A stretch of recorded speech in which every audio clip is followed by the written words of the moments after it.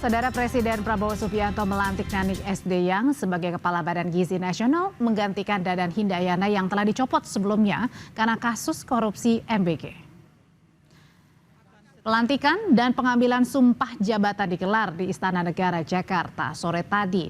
Usai pelantikan, Nani bilang bahwa ia akan langsung melakukan efisiensi agar tidak membebani keuangan negara dengan tidak menambah pembangunan dapur SPBG yang baru. Karena dapur yang ada akan dievaluasi terlebih dahulu. Selain pelantikan Nani Sdeyang selaku Kepala BGN, Presiden juga melantik 2 wakil Kepala BGN, yaitu Agustina Arumsari dan Trenggono. Kami concern pada efisiensi anggaran agar bisa tidak membebani anggaran negara pada saat ini, tetapi dengan tidak mengubah target dari yang kita berikan gizi. Efisiensi ini kami lakukan yang pertama melalui moratorium titik dapur yang operasional berdasarkan virtual account itu 27877. Nah, kita hentikan dulu ke situ. Kita akan tata. Kita tata apakah dapur ini melayani, ini sudah bisa melayani sebetulnya dengan penerima manfaat yang ada, atau sebetulnya malah kelebihan. Sementara Sony Sonjaya, mantan wakil kepala BGN yang sudah ditetapkan sebagai tersangka kasus korupsi MBG, mengirimkan surat permohonan sebagai justice collaborator kepada Jaksa Agung Muda Bidang Tindak Pidana Khusus. Surat permohonan disampaikan Krisnamurti selaku kuasa hukum Sony.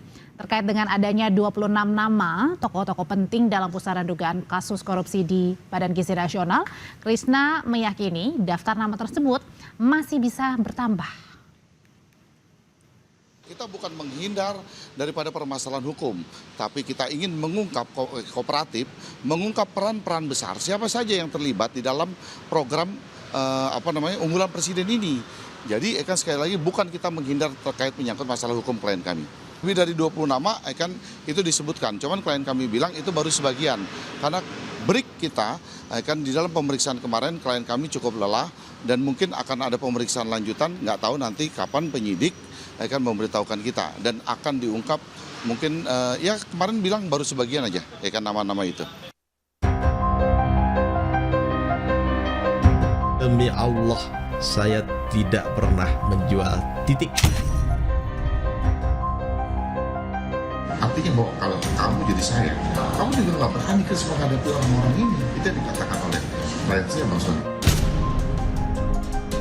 Kalau si SS ini bilang mau membuka segala macam itu nggak urusan. Dia mau membantah, mau nolak, mau ngaku, mau nggak ngaku, itu bukan urusan penyelidik dan penuntut. Urusan penyidik dan penuntut itu adalah membuka case ini seterang-terangnya.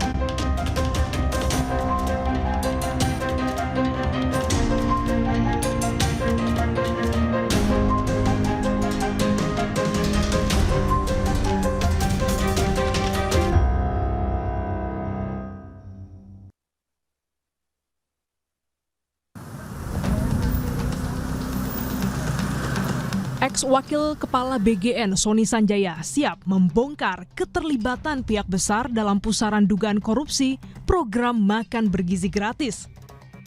Selain menolak tuduhan memiliki peranan penting, Sony Sanjaya melalui kuasa hukumnya Elsa Syarif mengaku memiliki bukti kuat yang diklaim dapat menjelaskan siapa saja pihak yang terlibat dalam proses penentuan dapur SPPG hingga dugaan praktik jual beli proyek. Elsa mengaku kliennya memiliki data digital yang diklaim mencatat pihak-pihak yang memberikan atensi, mengusulkan, hingga meminta penempatan dapur pada titik-titik tertentu. Bahkan ada 26 nama yang tercatat dalam sistem digital tersebut yang dapat ditelusuri oleh penyidik termasuk melalui jejak komunikasi yang masih tersimpan di telepon genggam Sony. Sudah ada 26 dan lain-lainnya lebih banyak ya. Jadi saya bilang sistem untuk digital terhadap titik-titik MBG ini, dapur ini ada di tangannya Pak Sony.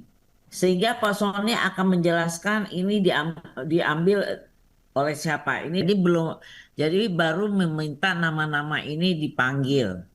Tapi belum sampai keterlibatannya yang saya ketahui. Jadi masih mentah, tapi nama itu sudah kita sampaikan.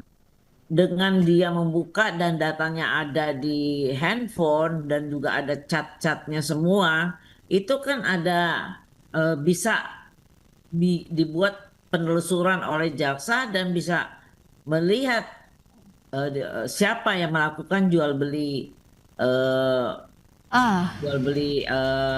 titik itu. Selain Elsa Syarif, kuasa hukum Sony Sanjaya, Krisnamurti menyebut bahwa permintaan Sony sebagai justice kolaborator, bahkan orang-orang besar ini bukan orang yang bisa menolak permintaannya. Lakukan ini atas atensi. Artinya bahwa kalau kamu jadi saya, kamu juga nggak berani menghadapi orang-orang ini. Itu yang dikatakan oleh friendsnya Bang Sony. Ya saya bilang kalau memang abang punya buktinya dan dapat dibuktikan, ya pasti tentunya penyidik akan senang-senang saja, akan melakukan bekerja sama dengan penyidik untuk membongkar kasus ini seterang-terangnya. Ya, dan GC saja, siapa saja sih Bang nama-namanya? Waduh, kan ada beberapa nama yang disebutkan semalam itu, ada sekitar 26 atau 27 nama. Itu baru sebagian ya, menurut dia yang disebutkan melibatkan banyak tokoh-tokoh yang ternama di Republik ini. Artinya bahwa kalau disebutkan nama-nama itu, pasti tentunya tidak awam lagi nama-nama itu untuk masyarakat atau rakyat begitu dengar nama-nama tersebut. Pengajuan justice kolaborator ini bukan hal yang mengejutkan. Karena sebelum Sony Sanjaya dicopot dari jabatannya sebagai wakil kepala BGN dan berstatus sebagai tersangka, Sony telah membantah terlibat dalam kasus jual beli SPPG, termasuk melakukan korupsi markup pengadaan sejumlah barang di BGN. Sony bahkan tidak masalah jika seluruh hal yang disangkakan kepadanya diusut. Pernyataan ini disampaikan mantan wakil kepala BGN Sony Sanjaya dalam wawancaranya secara eksklusif di Tribun pada 2 Juni 2026 atau sehari sebelum dirinya ditangkap oleh penyidik Kejagung. Bidang operasional dan tadi Demi Allah, saya tidak pernah menjual titik. Merame itu Dadan dan Sony itu biangnya korupsi di BGN gitu kan. Saya bilang, apa? Korupsi yang mana? Sepeda motor? Adukan ke KPK siapa itu pelaku-pelaku di balik sepeda motor. Nah gitu. Ada nggak? 1000% saya nggak ada gitu kan. Masalah laptop, masalah apa? Enggak. Ya. Semua proses pengadaan di BGN itu melalui mekanisme pengadaan barang dan jasa. Dan itu dilakukan oleh PPK. Apabila terjadi penyimpangan di dalamnya, itu sudah ranah aparat penegak hukum. Kan seperti itu. Termasuk, jadi BGN tidak menghalangi kemudian apakah tentang kasus laptop, kasus kaos kaki, sepeda motor, dan lain-lain. Nggak ada masalah. Klaim ini memunculkan pertanyaan baru. Jika benar terdapat pihak-pihak yang memiliki pengaruh besar dalam penentuan dapur SPPG, siapa sesungguhnya aktor yang berperan di balik layar? Dan sejauh mana keputusan yang diambil Sony adalah hasil inisiatif pribadi atau justru ada keterlibatan perintah dari yang lebih tinggi? Pengakuan adanya nama-nama yang tercatat dalam sistem digital akan jadi ujian bagi aparat penegak hukum. Sebab data dan dokumen yang diklaim dimiliki Sony berpotensi menjadi pintu masuk untuk menelusuri aliran keputusan, pengaruh maupun kepentingan dalam program prioritas pemerintahan Prabowo Gibran. Mantan Komisioner KPK Saud Situmorang bilang, seharusnya yang menguak kebenaran dan fakta jika benar ada sosok besar adalah tugas penyidik, penuntut, dan hakim nanti di persidangan. Bahkan jika Sony Sanjaya pun tidak mengakui seluruh perbuatannya, sudah tugas penyidiklah yang mengungkap sejauh mana keterlibatan ketiga tersangka dalam kasus korupsi MBG. Prinsipnya adalah ada sekelompok orang di Indonesia yang kurang gizi. Presidennya punya perhatian. Lepas kadang-kadang kita juga memberi, orang yang cukup makan juga diberi, ya itu sisi lain lah ya. Jadi ada orang kurang gizi, presiden mau bantu, terus itu dirampok sama orang lain. Itu apa nggak harus dihukum berat orang itu? Itu persoalan utamanya. Kalau si SS ini bilang mau membuka segala macam itu nggak urusan. Dia mau membantah, mau nolak, mau ngaku, mau nggak ngaku, itu bukan urusan penyelidik dan penuntut. Urusan penyidik dan penuntut itu adalah membuka case ini seterang-terangnya. Artinya apa? Bahasa lainnya, mau dia nggak ngomong buka kayak, mau buka kayak, ini yang ngebuka nanti penyidik dan penuntut. Itu yang punya kewajiban lebih besar. Dia biasa tuh di KPK itu orang nggak ngaku tuh. Biasa juga ngaku-ngaku mau membuka, ternyata penyidik lebih tahu. Penyidik itu lebih tahu di case ini begitu dia tanangani. Jadi bukan soal membuka-bukanya. Of course kita menghargai kalau dia menyesali perbuatannya. Siapapun itu sangat dogmatis ya menyesali perbuatan itu, dan kita nggak boleh menghukum orang berkali-kali dengan kesalahan yang sama, itu prinsip. Tapi yang paling utama untuk membuka case ini adalah kejaksaan dan seterusnya, KPK dan seterusnya. Jadi artinya penyidik dan penuntut termasuk hakim nanti. Jadi jangan dibiarkan juga si SS ini membuka sendirian seolah-olah yang dua yang lain nggak buka gitu. Partai Gerindra mendukung pengungkapan praktik korupsi di program prioritas presiden ini. Tak hanya lewat Sony yang diajukan diri sebagai justice kolaborator, Kejagung juga didorong mengungkap keterlibatan pihak lain. Ya, kita agak mengkoreksi sedikit kalau ada istilah orang besar, kekuatan besar. Sebetulnya kan pimpinan dari BGN ini kurang besar apa, kurang dekat apa dengan Pak Prabowo Subianto. Misalnya Itu yang mengatakan kan kuasa hukum. Ya, misalnya Pak Dadan sebagai personal kan dia sudah sangat lama dengan Pak Prabowo, begitu juga dengan wakil ketua BGN lainnya yang sudah ditangkap. Artinya apa? Setingkat Dadan saja itu ditahan, diperiksa. Saya pikir nggak usah khawatir lah, pasti Kejaksaan Agung akan tanpa informasi dari Sony Sanjaya sekalipun, pasti dia dengan arahan dari Bapak Presiden ya bongkar sebongkar-bongkarnya. Apalagi kan Pak Prabowo ketika pidato di DPR pada saat menyampaikan kebijakan ekonomi makro, beliau juga sudah menyampaikan kalau ada penyelewengan apapun dengan tata kelola MBG, silakan lapor, pastikan akan tindak lanjuti.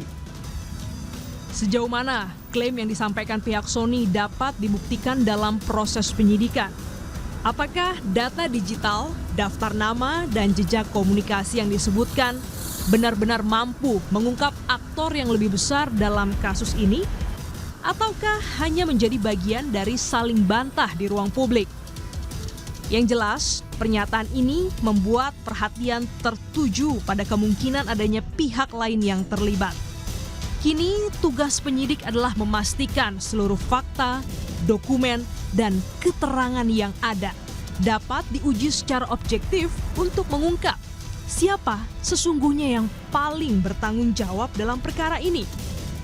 Dan jika benar ada tokoh utama di balik kasus korupsi MBG, artinya apakah nantinya akan ada sosok besar yang jadi tersangka baru?